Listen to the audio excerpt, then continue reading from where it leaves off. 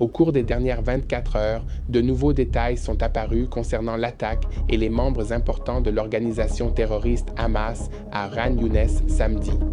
Tsahal a publié un communiqué confirmant que le général de brigade Rafa Salma, commandant de la division de Khan Younes, a été éliminé lors de la frappe, tandis que le sort du chef d'état-major du Hamas, Mohamed Deif, n'est toujours pas connu.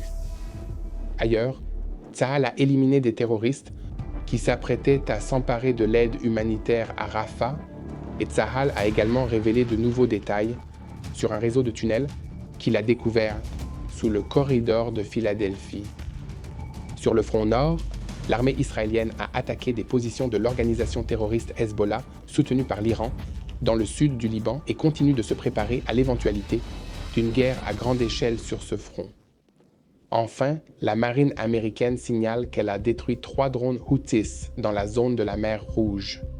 Entrons dans les détails. Je suis Yair Pinto et voici votre reportage Boots on the Ground sur ce qui se passe en Israël au 283e jour de la guerre contre le Hamas, le Hezbollah, l'Iran et tous ses mandataires terroristes au Yémen, en Syrie et en Irak. Tsahal a annoncé qu'au cours des dernières 24 heures, il avait lancé des frappes aériennes contre plusieurs terroristes qui opèrent dans la zone de l'école de l'UNRWA à Abu Arban, dans la région de Nuseirat. Le bâtiment était utilisé par les terroristes comme cachette et comme lieu d'opération actif, à partir duquel les terroristes planifiaient et menaient des opérations terroristes contre nos forces opérant dans la bande de Gaza. Entre-temps, un jour après la frappe sur le complexe du Hamas situé à l'intérieur de la zone de sécurité désignée sur Al-Mawassi à Khan Younes, Tsahal et le Shin Bet ont officiellement confirmé que le commandant de la brigade de Khan Younes, Rafa Salma, avait été éliminé lors de l'attaque. Il n'y a toujours pas d'annonce officielle concernant le sort de Mohamed Deif, le chef de la branche militaire du Hamas. Selon des sources palestiniennes, plus de 90 personnes ont été tuées dans l'attentat et l'hôpital a été rapidement transformé en un bastion fortifié du Hamas avec une forte compartimentation. L'objectif étant de rendre plus difficile l'identification par les services de renseignement israéliens pour savoir si l'une des personnes touchées était bien Mohamed Deif. Les services de renseignement israéliens suivent depuis longtemps le général de brigade Rafa Salma et ont récemment déterminé qu'il se rendait à la villa et au complexe appartenant à sa famille, mais ils ont décidé de ne pas l'éliminer en supposant et en espérant qu'à un moment donné, Mohamed Deif le rejoindrait également et l'occasion de les éliminer tous les deux en même temps se présenterait alors. L'élimination de Salma a été confirmée après une longue surveillance du complexe situé à l'ouest de Khan Younes, qui était une villa entourée de palmiers appartenant à sa famille. Il y a passé de plus en plus de temps au cours des derniers mois après que Tsahal ait repris certains de ses autres complexes dans la ville, à la fois en surface, tant qu'en sous-sol. Selon des responsables israéliens de la sécurité, Salma passait la plupart de son temps dans les tunnels, mais se rendait à la villa avec les membres de sa famille et d'autres hommes armés lorsqu'il avait besoin de se reposer de la chaleur suffocante qui règne dans les tunnels. Vendredi, les services de renseignement ont reçu des informations suggérant que Deif a été vu avec Salma dans l'enceinte de la villa. La nouvelle est remontée dans la chaîne de commandement jusqu'au Premier ministre Benjamin Netanyahou, qui a approuvé l'opération presque immédiatement. Peu de temps après, des avions de combat de Tsahal ont frappé le complexe en utilisant au moins 5 missiles guidés. L'attaque a créé un grand cratère dans le complexe, près de la villa. L'attaque a également touché un site situé à l'intérieur de la zone humanitaire, mais des sources de Tsahal ont déclaré que des efforts ont été faits pour réduire les risques pour les civils, et ce, alors même que les dirigeants du Hamas les utilisaient sans vergogne comme boucliers humains, dans l'espoir de les mettre à l'abri d'une attaque israélienne. Le chef d'état-major de Tsahal, Herzi Halevi, a fait une déclaration. « Nous sommes déterminés à poursuivre les hauts responsables du Hamas qui ont planifié ce massacre et consacré leur vie à l'assassinat d'innocents. Deif avait peur de mourir et il s'est donc caché d'une manière qui a nui à sa capacité de commander.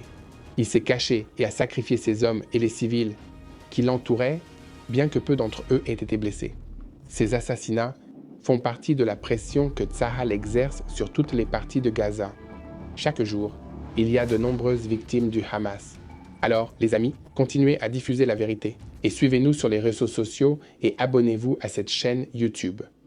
Et n'hésitez pas à nous soutenir en vous rendant sur notre site web tbnfr.org/don. Revenons à l'actualité. Dans la ville de Gaza, Tsahal rapporte que des combats rapprochés ont eu lieu au cours des dernières 24 heures, y compris un incident impliquant des soldats de la brigade de réserve Alexandronie. Une escouade terroriste a été détectée dans la zone qui tentait de poser une bombe près des soldats, mais l'armée de l'air a détecté et attaqué cette escouade, ce qui a permis de l'éliminer. Il s'agit là d'un des nombreux exemples montrant que, malgré l'opération visant à décapiter les dirigeants du Hamas à Khan Younes, les combats se poursuivent dans la bande de Gaza. Un autre exemple a été fourni par les soldats de la brigade Nahal qui ont utilisé des tirs de sniper et des manœuvres pour éliminer des terroristes du Hamas à Rafah qui tentaient de voler des cargaisons d'aide humanitaire entrant dans la ville. Selon les rapports, dans la nuit de samedi à dimanche, ces terroristes ont tendu une embuscade au camion transportant l'aide, mais les soldats Nahal de Tsahal ont pu détecter l'embuscade et se sont mobilisés pour la déjouer. Les tentatives des terroristes du Hamas de détourner des cargaisons d'aide dans la bande de Gaza ne sont pas nouvelles, et Tsahal a réagi à de nombreuses tentatives de ce type, mais il semble que dans ce cas, Tsahal a été en mesure de l'identifier et de réagir en temps réel avant que l'embuscade ne soit lancée. Les soldats de la brigade Nahal ont été fortement engagés contre les terroristes du Hamas ces derniers jours. Ils ont repoussé plusieurs tentatives d'attaque et éliminé des dizaines de terroristes. L'équipe de combat de la 401e brigade a également travaillé d'arrache-pied, détruisant plusieurs tunnels et capturant de grandes quantités d'armes et de munitions destinées à être utilisées contre les troupes de Tsahal. Mais la mission principale de Tsahal à Rafah est de trouver et de démolir les tunnels de contrebande qui passent sous le corridor de Philadelphie, qui marque la frontière entre l'Égypte et Rafah à Gaza. Ces tunnels sont la principale source d'approvisionnement du Hamas. Toutes les armes et munitions, l'argent, les stupéfiants, les composants nécessaires à la fabrication de roquettes et les autres produits de contrebande que le Hamas introduit dans la bande de Gaza passent par ces tunnels. Sans éliminer ce tuyau d'oxygène, le Hamas ne mourra jamais. Le Hamas a transformé Rafah, qui est adjacent au corridor de Philadelphie, en un immense piège et un lieu de combat dangereux rempli d'explosifs. La population civile est ainsi exposée à un grand danger, tandis que les terroristes du Hamas descendent dans les tunnels souterrains à partir desquels ils opèrent. Les bâtiments en surface servent de postes d'observation pour le Hamas. Le Hamas utilise des caméras et des éclaireurs humains, souvent des enfants civils, pour observer les forces de Tsahal et planifier des attaques contre elles.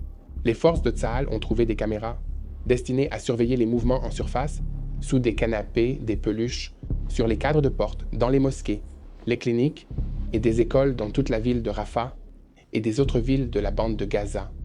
Lorsque Tsahal a pris le contrôle du corridor de Philadelphie, il a découvert des sites de lancement de roquettes sur le centre d'Israël. Ces sites ont été détruits et cela fait des semaines qu'un important barrage de roquettes a été tiré sur Israël depuis le sud de la bande de Gaza. Cependant, l'offensive souterraine du Hamas est rendue possible par les tunnels souterrains qui passent sous la frontière avec l'Égypte voisine. Les terroristes du Hamas sont entraînés à rester sous terre pendant des mois si nécessaire, et bien que les forces de défense israéliennes contrôlent environ la moitié de la ville en surface, le Hamas a la capacité de continuer à se battre. Tsahal dispose d'une liberté d'action en surface, mais à tout moment, un terroriste peut émerger d'un tunnel inconnu et leur tirer des missiles anti-chars avant de replonger dans le tunnel. De cette manière, le Hamas montre à ses partisans qu'il combat toujours Israël et qu'il survit, même si nous savons qu'il a perdu une grande partie de la guerre sur tous les plans. Le Hamas estime que le simple fait de survivre et en empêchant les forces de défense israéliennes de les déraciner complètement de leur réseau de tunnels, leur sera bénéfique pour revendiquer une victoire et marquer des points sur le plan de la propagande. Il est donc nécessaire que Tsahal utilise des moyens non conventionnels pour tenter de déraciner ces terroristes du Hamas et les forcer à se montrer au grand jour où ils peuvent être détruits. Plus Tsahal éliminera de terroristes, plus nous nous rapprocherons du renversement du Hamas. Mais cela doit aussi s'accompagner de la destruction des tunnels de contrebande. Et Tsahal estime qu'il lui faudra encore 2 à 4 mois pour mener à bien cette mission. Certains de ces tunnels sont entièrement explorés, tandis que d'autres sont simplement démolis dès qu'ils sont découverts. Tout cela soulève la question de savoir combien de temps Tsahal devra garder le contrôle du corridor de Philadelphie. Bien que l'on puisse espérer que Tsahal n'aura pas besoin de déployer des forces sur cette frontière pour toujours, il est évident qu'afin de maximiser les résultats déjà obtenus, il est nécessaire de mettre en place un système solide de surveillance de cette frontière et le maintenir pendant très longtemps.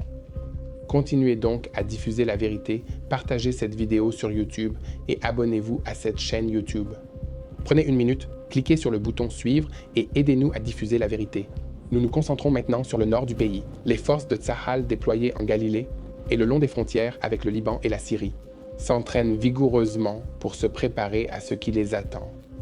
La semaine dernière, les combattants de la 5e brigade ont organisé un exercice de brigade dirigé par le centre d'entraînement terrestre MLI.